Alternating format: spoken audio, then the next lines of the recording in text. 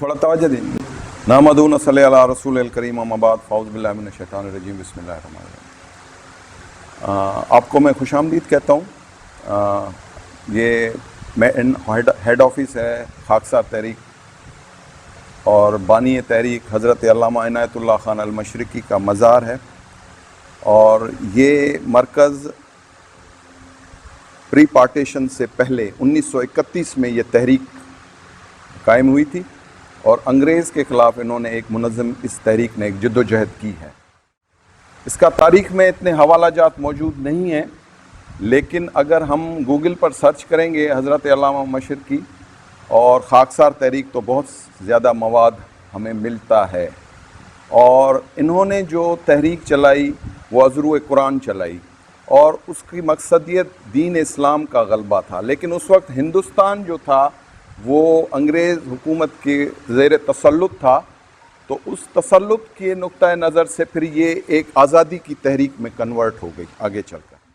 1931 میں اس کا اجرا ہوا. ابھی اگست کا مہینہ ہی چل رہا ہے، تو 25 اگست کو اس کا اسٹارٹ ہوا تھا 1931 میں. اور تحریک جو ہے وہ تقسیم ہند سے قبل 3 جولائی 1947 کو منتشر کر دی گئی. ٹھیک ہے، 17 سالہ جد و جہد ہے اس تحریک کی تقسیم ہند سے قبل. بعد میں بھی پھر اس کا جو ہے اس کا بھی میں ہلکا سا تعارف دے دوں گا، آپ کے 10 سے 15 منٹ لوں گا میں. تو تقسیم ہند سے جو پہلے اس کی تاریخ ہے، اس میں اس تحریک میں 1931 سے لے کر سپٹمبر 39 تک، جب سیکنڈ ورلڈ وار شروع ہوئی ہے، اس وقت تک اس تحریک میں تقریباً 2 کروڑ لوگ شامل ہو گئے تھے. اور وہ ایک انتہائی پیراملٹری ٹائپ عسکری، یہ جو آپ میری وردی دیکھ رہے ہیں یہ فوجی تنظیم تھی. اس کا نشان یہ اخوت تھا. یہ قرآنی آیت تھی، انما مومنون اخوتن، کہ مسلمان تو آپس میں بھائی بھائی، مومن آپس میں بھائی بھائی. اور یہی طرز اس کا تحریک کا تھا، کیونکہ انگریز نے جو اب نظام دیا ہندوستان میں، یا جس طرح حکومت کی وہ ڈیوائیڈ اینڈ رول کے اوپر بیس تھا کہ تقسیم کرو اور حکومت کرو. اس کے مد مقابل حضرت علامہ مشرقی رحمۃ اللہ علیہ نے اس تحریک کو اخوت اور بھائی چارے کی بنیاد پر کیا، کہ سیاسی طور پر بھی ہندوستان میں جتنے بھی مذاہب تھے، یعنی یہ واحد ایک اسلامی تحریک تھی جس میں تمام مذاہب کے لوگ شامل تھے، صرف مسلمان نہیں، تمام مذاہب کے لوگ شامل تھے. اور ان کو ایک امبریلا کے نیچے لانے کا، ایک چھتری کے نیچے لا کر، اور پھر ہندوستان کی آزادی کے لیے جد و جہد تھی، نہ کہ تقسیم ہند کے لیے تھی. آج جو تقسیم کے نتائج ہم دیکھ رہے ہیں دونوں اطراف، اور جس طرح کی نفرتیں اس ڈیوائیڈ اینڈ رول کے تحت، تقسیم کرو اور حکومت کرو کے تحت آج ہمارے دونوں اطراف موجود ہیں، اس کے نتائج ہمارے سامنے جو غیر فطری تھی. جس طرح بنگال کی تقسیم ہوئی، جس طرح پنجاب کی تقسیم ہوئی، اور اس میں جتنا قتل عام ہوا، کہ آفیشیل ریکارڈ بتاتا ہے کہ 10 سے 15 لاکھ لوگوں کا قتل عام ہوا. اور اسی طرح لکھوں کا ارباں لوگوں کی جائیدادیں تباہ و برباد ہوئیں، لوگ قتل عام ہوئے. اب یہ سارا کا سارا سینیریو جو کریٹ ہوا، اس کے مد مقابل حضرت علامہ مشرقی رحمۃ اللہ علیہ اور ان کی یہ خاکسار تحریک، جہاں آپ اس وقت بیٹھے ہیں، یہ اس کا ہیڈ کوارٹر تھا. اور یہی جگہ تھی جہاں علامہ مشرقی رحمۃ اللہ علیہ نے اس تحریک کا اجرا کیا تھا، اور یہیں ان کی چھولداری تھی. وہ رینگلر اسکالر تھے، بیچلر اسکالر تھے، فاؤنڈیشن اسکالر تھے، میکینیکل انجینئر تھے، عربی، فارسی، انگریزی میں کیمبرج سے 1912 میں انہوں نے یعنی کہ یہ تمام ڈگریاں لیں. اور پھر جب ہندوستان میں آئے تو اس وقت جو وائسرائے ہند تھے، انہوں نے کہا کہ یہ اتنا پڑھا لکھا شخص ہے، اتنا بڑا میتھمیٹیشین ہے، کیونکہ ایم اے میتھمیٹیکل کی پنجاب یونیورسٹی میں جب انہوں نے 19 سال میں ایم اے میتھمیٹک کیا تو اس وقت گولڈ میڈل ان کو ملا. اور اسی پر ان کو برطانیہ میں یہ ساری یعنی کہ جو ڈگریز میں نے آپ کو بتائیں، یہ انہوں نے 5 سال کے عرصے میں کی ہیں اتنی ساری ڈگریاں. جس میں بیچلر آف لا بھی تھی، میکینیکل انجینئرنگ بھی تھی، پیرلل انہوں نے یعنی کہ وہ ساری ڈگریز کی ہیں، اور رینگلر اسکالر، فاؤنڈیشن اسکالر اور اس طرح کے تمام القاب بھی ان کو وہاں ملے۔ اب جب ہندوستان میں آئے تو وائسرائے ہند نے ان کو انڈر سیکرٹری وائسرائے ہند رکھا اور لینڈ ریونیو کا اور ایجوکیشن کا پورٹ فولیو ان کو دیا۔ لیکن جب ایجوکیشن کے اس میں آئے اور ہندوستانیوں کی حالت زار دیکھی، تو یہ جو آپ گاڑی دیکھ رہے ہیں یہ 1926 میں انہوں نے فرانس سے خریدی تھی، اور یہ 2-3 گاڑیاں اس وقت ہندوستان میں تھیں، یعنی کہ ہائیلی پروفائلڈ پرسن تھے ہندوستان میں، اور ایجوکیشن کے حساب سے بھی اور ویسے بھی۔ تو پھر ان کے ذہن میں یہ چیزیں آئیں کہ یہاں مسلمانوں اور ہندوستانیوں کا استحصال ہو رہا ہے، اور انگریز بڑے منظم طریقے سے ان کا استحصال کر رہا ہے۔ ان کو ہر شعبہ زندگی میں انگریز نے ان کو پیچھے رکھا ہوا ہے، اور 1857 کے بعد جو مسلمانوں کی حالت ہوئی، اس کہ ایک بادشاہ قوم تھی، اس کو غلامانہ زندگی اختیار کرنی پڑی۔ ایجوکیشن میں تمام یعنی شعبہ زندگی میں مسلمانوں کو پیچھے رگیت دیا گیا، پیچھے ڈال دیا گیا۔ ایسی صورتحال میں پھر ان کے ذہن میں یہ سوچ پیدا ہوئی۔ انہوں نے خاکسار تحریک سے پہلے ایک کتاب لکھی جس کو اس وقت نوبل پرائز کا بھی آفر ہوا۔ اس کا کتاب کا نام تھا تذکرہ۔ وہ رائز آف دا نیشن کے نقطہ نظر سے ازرو قرآن، اب جیسے آج اس وقت ہم اسلام کی بات کرتے ہیں، آج ہمارے علماء دین یا جو بھی ہیں وہ ہمیں انفرادی اسلام بتاتے ہیں کہ ہمیں اپنی جنت کس طرح جیتنی ہے، لیکن انہوں نے اجتماعی نقطہ نظر سے دین اسلام کو سامنے رکھ کر رسول خدا صلی اللہ علیہ وسلم کی زندگی اور ان کی جد و جہد اور ازرو قرآن جو احکامات الہی تھے for the rise of the nation, کہ کوئی قوم کس طرح اللہ کے احکامات کو اپنا کر اجتماعی طور پر دنیا میں غلبہ، بادشاہت زمین، استخلاف فی الارض کا جو نقطہ نظر قرآن میں موجود ہے وہ کس طرح حاصل کیا جائے۔ آج وہ خیال اس لیے ان کے ذہن میں پیدا ہوا کہ ہندوستان اس وقت غلامانہ کیفیت میں گرفتار تھا۔ تو انہوں نے وہ کتاب جب لکھی ہے تو جامعہ الازہر میں اس کتاب کی بنیاد پر ان کو یعنی کہ دعوت ملی، اور اس دعوت کو انہوں نے اٹینڈ کیا۔ وہ پہلی دنیا کی سلطنت عثمانیہ کے ڈاؤن فال کے بعد پہلی اسلامی کانفرنس تھی جس میں تمام سربراہان مملکت تھے، کیونکہ سلطنت عثمانیہ جب ختم ہوئی ہے تو 39 کنٹریز وجود میں آئیں، تو ان کے تمام سربراہ وہاں موجود تھے۔ تو علامہ صاحب نے اس کانفرنس میں 3 نکات پیش کیے۔ ان 3 نکات میں انہوں نے کہا کہ مسلمانوں، اب اس وقت تمہاری حالت زار یہ بن چکی ہے کہ تم جغرافیائی طور پر ٹوٹ چکے ہو، جغرافیکل تمہاری یعنی کہ اتنے ملک بن چکے ہیں کہ اب تم کسی ایک جغرافیے میں نہیں ہو، تو پھر کم سے کم یہ ہے کہ آپ لوگ اپنی کرنسی ایک کر لو، اپنا دفاع ایک کر لو، اور ایک پلیٹ فارم بنا لو تاکہ تمہارے مفادات ایک ہو جائیں اور آگے چل کر تمہیں کوئی مشکلات پیدا نہ ہوں۔ اور اسی کانفرنس میں پھر ان کو رینگلر آف دا ایسٹ یعنی کہ ان کو علامہ مشرقی کا، یہ جو آپ سن رہے ہیں کہ علامہ مشرقی، یہ علامہ مشرقی کا جامعہ الازہر سے ان کو خطاب ملا۔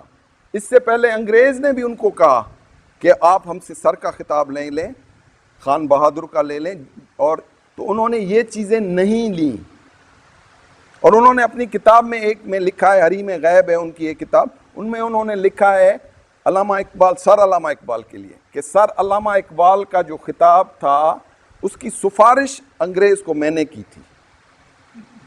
یہ انہوں نے اپنی ایک کتاب میں یہ چیزیں بالکل لکھی ہیں کہ سر علامہ اقبال کو سر کا خطاب کی سفارش، اور اس میں میں نے کہا کہ آپ صرف ہندوؤں کو سر کے خطاب دے رہے ہیں تو مسلمانوں کو بھی تو کم سے کم ہونا چاہیے۔ اور اس کے بعد پھر کچھ چند مسلمانوں کو سر علامہ اقبال کے سمیت وائسرائے کو یہ سمری ٹیبل کی یہ سمری اور اس کے بعد ان کو یہ خطاب. لیکن ان کو جب خود کہا گیا کہ آپ لے لیں تو انہوں نے انکار کیا, لیکن جامعہ الازہر سے انہوں نے علامہ مشرقی کا خطاب قبول کیا اور اس کے بعد پھر تا زندگی اسی خطاب کے ساتھ انہوں نے جد و جہد کی. اور تقسیم ہند کے وقت بھی اور بعد میں بھی خاکسار تحریک نے بھرپور اپنا کردار ادا کیا ہے. کشمیر کے مسئلے کے اوپر پانی جو اس وقت ہمارا سب سے بڑا مسئلہ ہے, دریاؤں کا پانی, اس وقت علامہ مشرقی رحمۃ اللہ علیہ نے ان ساری چیزوں کو ایڈریس کیا ہے. یہ بڑی عالمگیر تحریک تھی, لیکن آج ہماری نوجوان نسل جو آپ بیٹھے ہوئے ہیں یہ ناآشنا ہے اس چیز سے کہ کتنا بڑا یہ شخص یہاں پر مدفن ہے. اور یہاں مدفن ہونے سے قبل جس وقت 1963 میں ان کی فوتیدگی ہوئی ہے تو 2 دن قبل جنرل ایوب خان اس وقت صدر پاکستان تھے, وہ میو ہاسپٹل میں ان سے ملنے آئے تھے, تو انہوں نے ان کو کہا کہ سر علامہ اقبال کا مقبرہ بادشاہی مسجد کے اس طرف ہے تو ہم آپ کو اس طرف دینا چاہتے ہیں. تو انہوں نے کہا کہ میں قوم کا احسان لینا نہیں چاہتا, میں نے جو کیا اس قوم کی بہترین مفاد میں کیا, اور میں کوئی سیاستدان بھی نہیں کہ میں اپنے نام کو اجاگر, میں نے جو دین اسلام کو رائز آف دا نیشن کی بات کی, یہ آپ اوپر جو تصویریں دیکھ رہے ہیں اس میں ایسی بھی عسکری تصویریں ہیں کہ اس تحریک کے پاس اپنی پوری فوج تھی, اس کے پاس اس وقت ہوائی جہاز تھے, اس وقت ان کے پاس توپیں اور ٹینکیں بھی تھیں, اور اتنی بڑی تحریک تھی کہ بڑے بڑے لوگ اس تحریک کا حصہ بنے ہیں. نواب بہادر یار جنگ کا آپ نے نام سنا ہوگا, وہ بھی اس تحریک کا حصہ رہے ہیں. اس طرح بہت سارے لوگ ہیں, کے پی کے سے تھے, سندھ سے تھے, پنجاب سے تھے, بڑی بڑی شخصیات جو ہیں وہ اس تحریک کا حصہ بنی ہیں. لیکن آج کیونکہ یہ انگریز کے اس نظریے کے اگینسٹ تھی, اگر آپ کے پاس 2 منٹ اور ٹائم ہو تو میں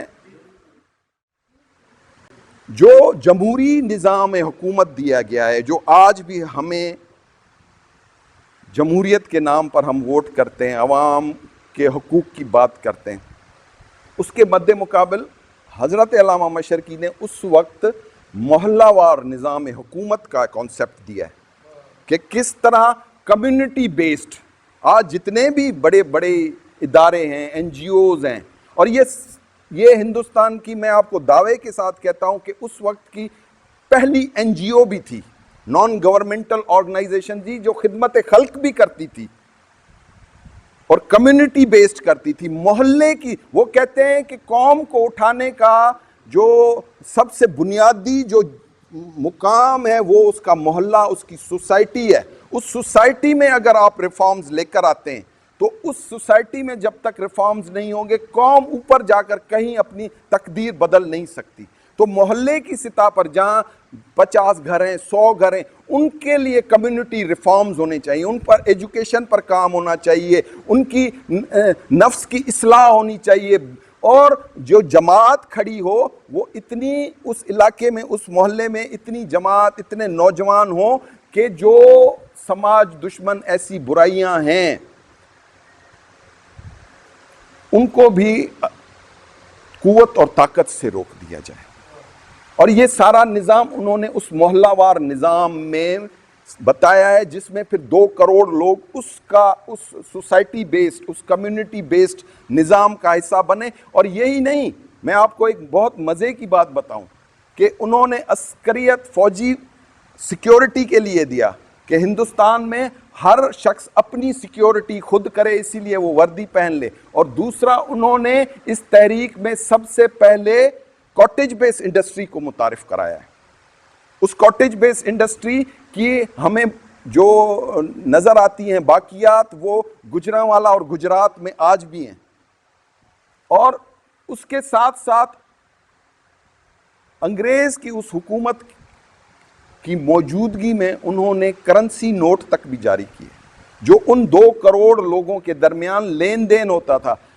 اور انگریز نے اس وقت برملا یہ اقرار کیا کہ میری گورنمنٹ کے نیچے ایک اور شیڈو گورنمنٹ چل رہی ہے, اور اس شیڈو گورنمنٹ کو علامہ مشرقی رحمۃ اللہ علیہ نے یہاں ان کی یہ ان کا مکان ہے, یہ ان کا یعنی مین دفتر ہوتا تھا، تو مکان سے نکل کر یہاں چھولداری جھوپڑی رکھی اور بغیر پنکھے کے تحریک چلائی، پنکھا بھی ہٹا دیا، تمام لگژری. یہ گاڑی اس وقت کہتے ہیں کہ ہندوستان میں صرف 3 لوگوں کے پاس تھی، ایک نظام آف حیدرآباد کے پاس، ایک وائسرائے کے پاس، ایک علامہ مشرقی کے پاس. ہندوستان میں گاڑیاں ہی 3 تھیں. تو وہ گاڑی بند کر کے انہوں نے اس تحریک کا اجرا یہاں بغیر پنکھے کے کیا ہے. اور یہ اسی گرمیوں میں، لاہور کی گرمیوں کو تو آپ محسوس کرتے ہی ہوں گے، تو اس گرمی میں انہوں نے اس تحریک کا اجرا کیا. اور پھر at the end of the day وہ کچھ بھی لے کر نہیں گئے کہ وہ کوئی سر کا خطاب، کوئی اچھا وہاں سے جب امرتسر سے یہاں سوئچ ہو کر لاہور آئے ہیں اس تحریک کو کا اجرا کرنے کے لیے، تو اس وقت ان کے وہاں پر پوری جاگیر تھی جس کو یہاں آ کر انہوں نے کلیم نہیں کیا. اور جو نیو پنجاب یونیورسٹی کا جو یہ کیمپس ہے، یہ بھی علامہ صاحب کی پراپرٹی پر ہے.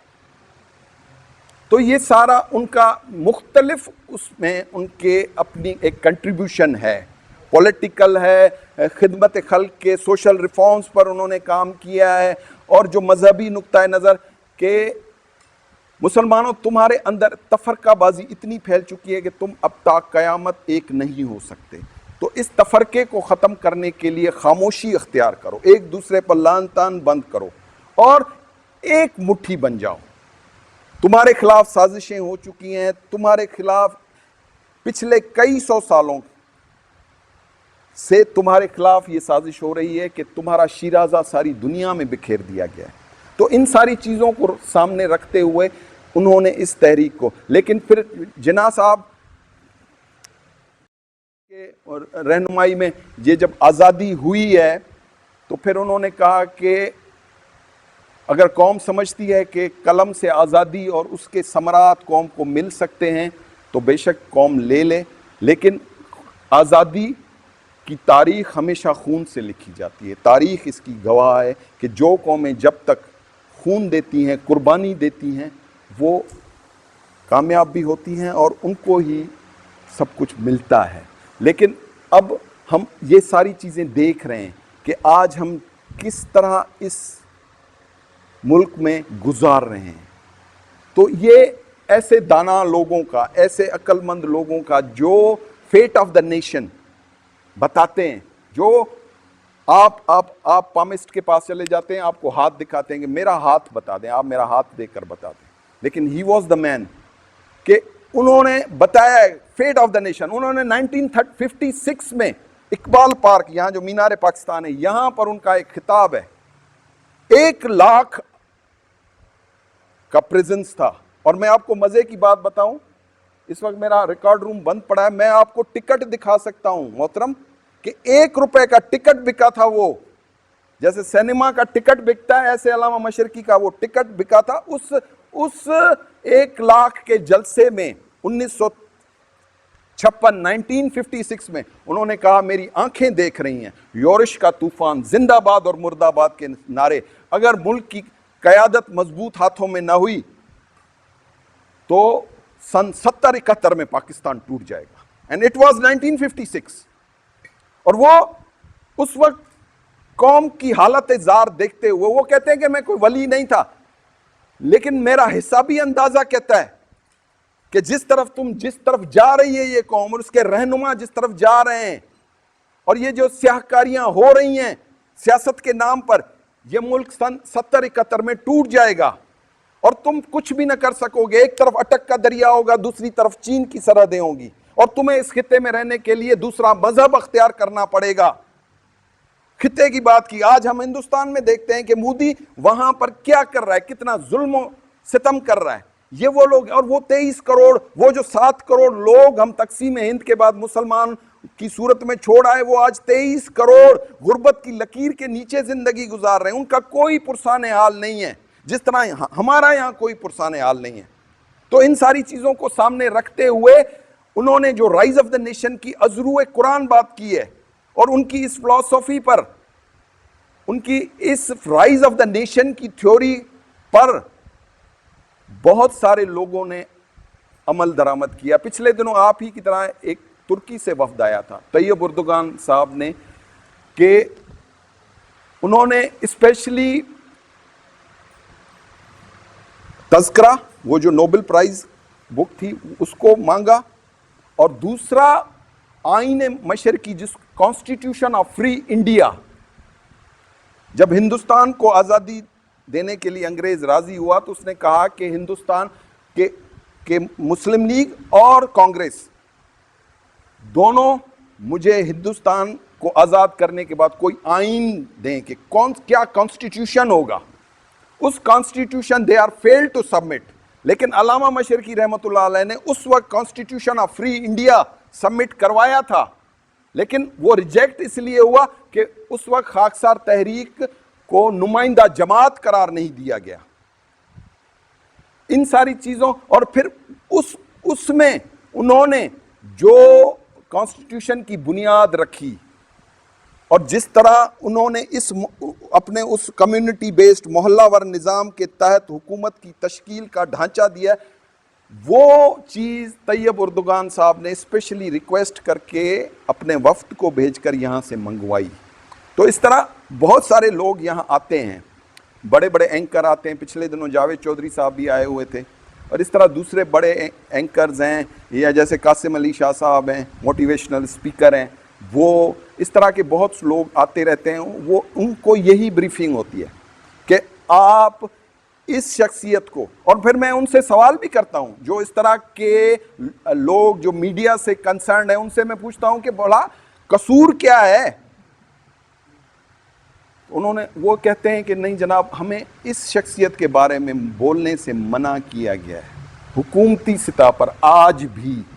اسی لیے نہ یونیورسٹیاں, نہ کالجز, نہ لائبریریز, نہ میڈیا اس شخصیت کو یا اس آئیڈیالوجی کو, اس فکر کو کہیں پبلک کرنا نہیں چاہتے.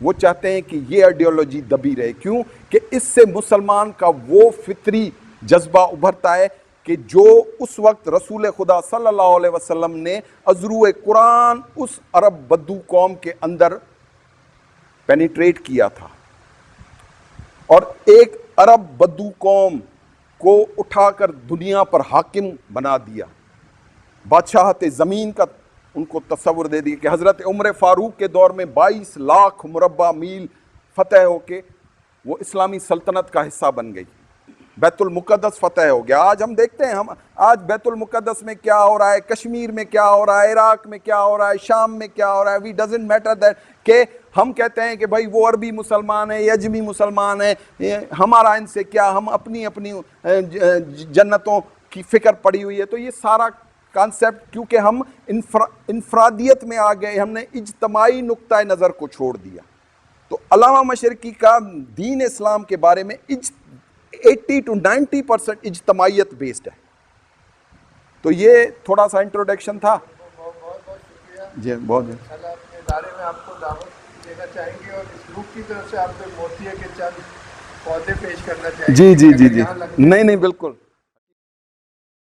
رحمۃ اللہ علیہ نے اس تحریک کا اجرا کیا تھا, اور یہی ان کی چھولداری تھی. وہ رینگلر اسکالر تھے, بیچلر اسکالر تھے, فاؤنڈیشن اسکالر تھے, میکینیکل انجینئر تھے, عربی, فارسی, انگریزی میں کیمبرج سے